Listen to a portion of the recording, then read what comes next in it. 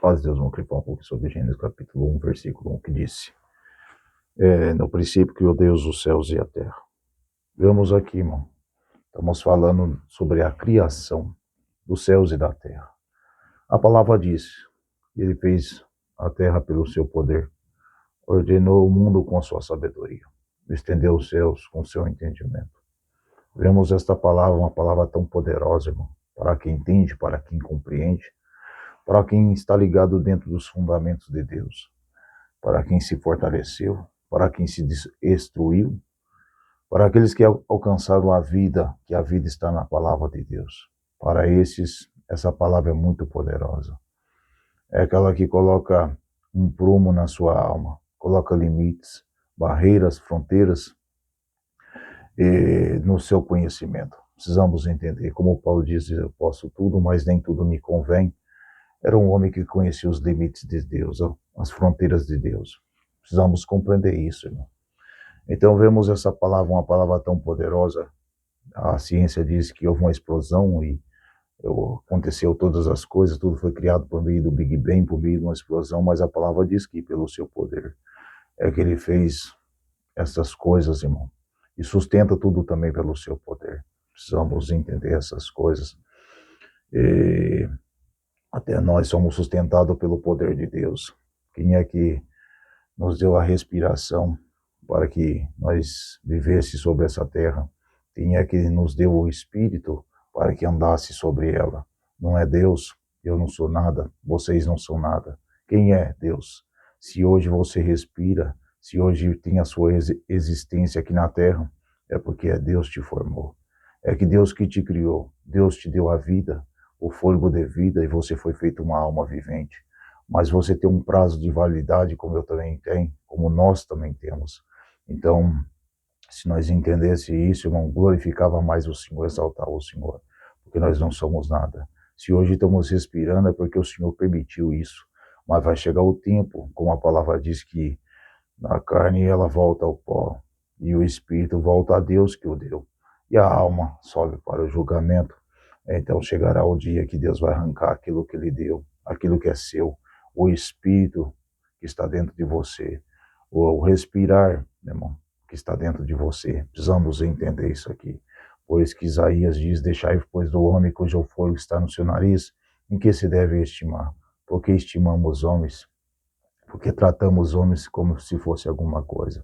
Nós não somos nada, irmão. Quem é alguma coisa é Deus. Precisamos compreender essas coisas.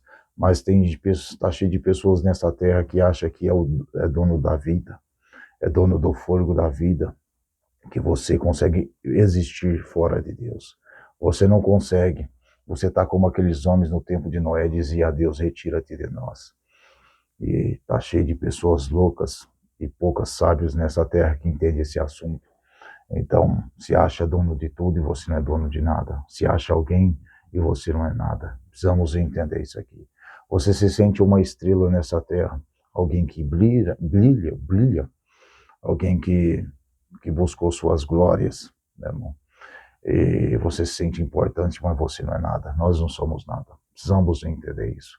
Então ele diz essa palavra tão poderosa, irmão, que é aquele que ele fez o mundo com a sua sabedoria. Vemos a sabedoria de Deus, conhecemos a sabedoria de Deus.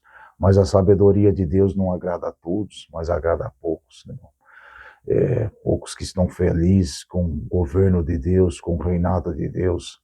A maioria não gosta de viver a sabedoria de Deus, de forma nenhuma, irmão, porque a sabedoria de Deus, ela deu ordem, irmão, colocou tudo no seu devido lugar.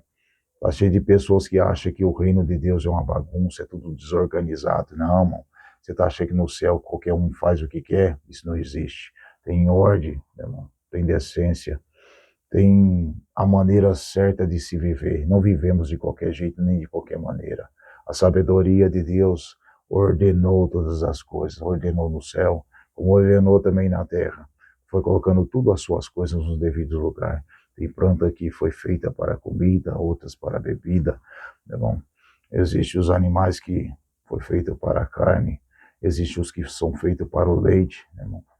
Existe muitas coisas que Deus foi criando, colocando tudo no seu devido lugar. formou o homem, formou a mulher. Diz que o homem deixará o teu pai e tua mãe, se apegar-se-á uma mulher, serão ambos uma só carne. Mas nós queremos pegar com duas, com três, né, irmão? Ou queremos viver o casamento aberto, ou queremos, o Senhor formou o homem e a mulher, então não queremos ser homem, queremos ser um homem, mas transformar esse corpo num corpo de uma mulher, ou queremos ser mulher, transformar esse corpo num corpo de homem. O Senhor criou o homem para que dominasse todas as coisas, né, irmão? E colocou a mulher o sentimento e o próprio desejo, mas nós queremos que seja tudo ao contrário, queremos que as mulheres dominem todas as coisas, queremos sujeitar os homens debaixo dos nossos pés, sendo que a palavra diz que Deus é a cabeça de Cristo, Cristo cabeça do homem, homem cabeça da mulher. Mas não queremos viver a sabedoria de Deus, rejeitamos a sabedoria de Deus. Eu sou o que eu quero, eu vivo da forma que eu quero. Mas podemos aqui, podemos, mas tudo tem um preço, aquilo que você semeia, você há de colher. Precisamos entender isso aqui, irmão. Então, o Senhor nos dá a liberdade para fazer o que bem queremos, irmão, mas tem um preço muito caro. Precisamos entender isso aqui a ser pago. Então, irmão, o Senhor foi ordenando as coisas, colocando tudo no seu devido lugar. É como uma mulher que tem a sua casa, ela vai comprando os seus móveis e vai ordenando a sua casa, colocando tudo no devido lugar. Eu quero uma geladeira aqui, eu quero um fogão aqui. Então o Senhor fez isso, ordenou todas as coisas da sua maneira. E ele estendeu o céu com seu entendimento, aquilo que ele entende, aquilo que ele compreende. Conseguimos entender as coisas de Deus, a preferência de Deus. Deus foi formando as cores, moldando as cores. Eu gosto mais do verde, o verde é o que predomina, eu colocarei azul no céu. Então o Senhor foi formando as coisas desta vida, as coisas dessa terra. Nessa terra tem sol, no sol não existe na eternidade, de maneira nenhuma, no primeiro céu. Quem é que ilumina aquele lugar? A palavra diz que a glória de Deus é a lâmpada de Cristo, resplandece naquele lugar. Temos lua aqui para a terra, mas não existe lua no céu, porque a lua é a figura das trevas. E no céu não tem trevas, não tem dor, não tem choro, não tem pranto, não tem guerra, não tem aflição. Bom? Então o Senhor colocou estrelas aqui na terra para que olhasse para os astros e visse essas estrelas, mas no céu não tem estrelas.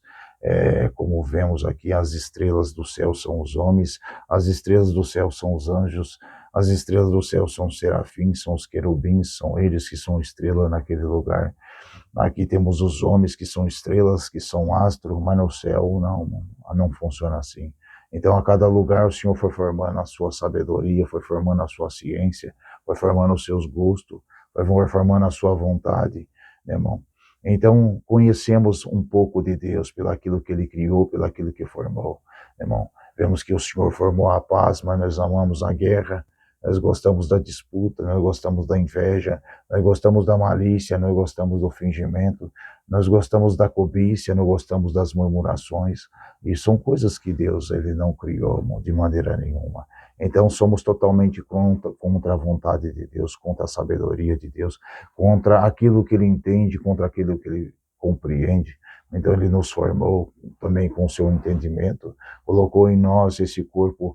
É um corpo agora cheio de pecado, porque até o próprio Jó diz, em pecado me formasse.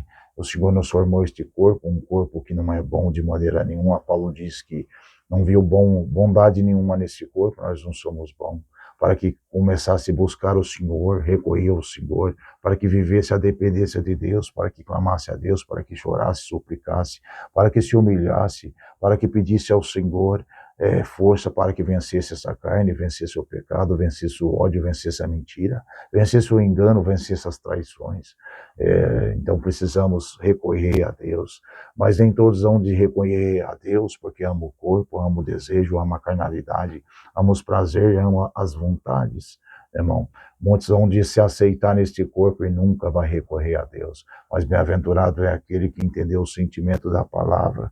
Deus criou o amor para aqueles que são justos, mas criou a vara para aqueles que estão sem disciplina, mas tudo isso é a vontade de Deus, é a sabedoria de Deus, é o que Ele entende, é o que Ele compreende, é as coisas que Ele formou. Precisamos entender essas coisas, irmão, para que possamos humilhar diante de Deus, reconhecer nossas fraquezas, nossas fragilidades, entender que nós não temos capacidade nenhuma de vencer o inferno, de vencer o pecado, pois que Cristo diz, eu venci, aí Ele diz lá na frente, mas quem está em mim também vence, tem que estar no Senhor para vencer, mas poucos de nós há de buscar o Senhor para adquirir esta vitória, né, irmão? Precisamos compreender isso aqui. Então vemos a sabedoria de Deus, vemos as ordenanças de Deus, precisamos de ordem, irmão, e não de desordem.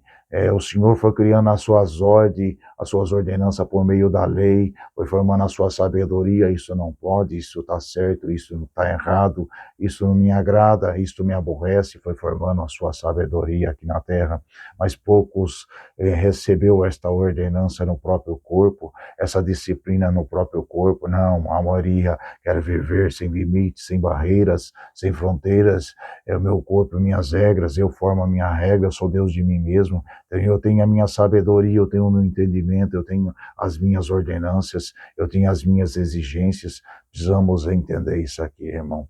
Então, não quer viver debaixo da disciplina do Senhor de maneira nenhuma. Bem-aventurados são os poucos que vivem a sabedoria de Deus, compreendem a sabedoria de Deus, porque muitos que estão na igreja não compreendem os limites nem as barreiras, não quer viver de maneira nenhuma, debaixo do entendimento, debaixo da sabedoria, debaixo da ordenança da palavra de Deus. Precisamos entender essas coisas, irmão.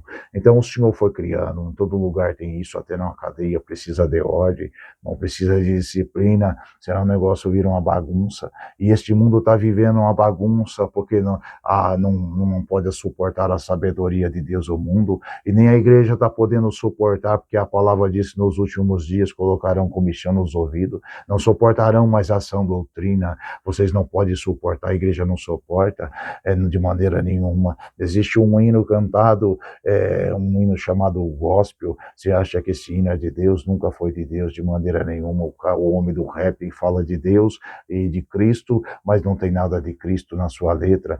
Os homens da igreja falam de Deus, de Cristo, mas também não tem nada de Cristo nas suas letras. Por que você acha que o homem do mundo canta o gospel com maior prazer, com maior alegria? Porque não são palavras de Deus. A igreja não pode suportar a doutrina, quanto mais o povo do mundo. Precisamos entender essas coisas, irmão. Então nem eles suportam, como é que o mundo vai suportar? Por que você acha que eles cantam essas músicas? Porque nunca foram de Deus. Então vamos criando o nosso evangelho, um evangelho do amor, um evangelho doce e um evangelho cheio de misericórdia, mas não há justiça. Precisamos entender isso. Então a paz de Deus, Deus abençoe, irmãos.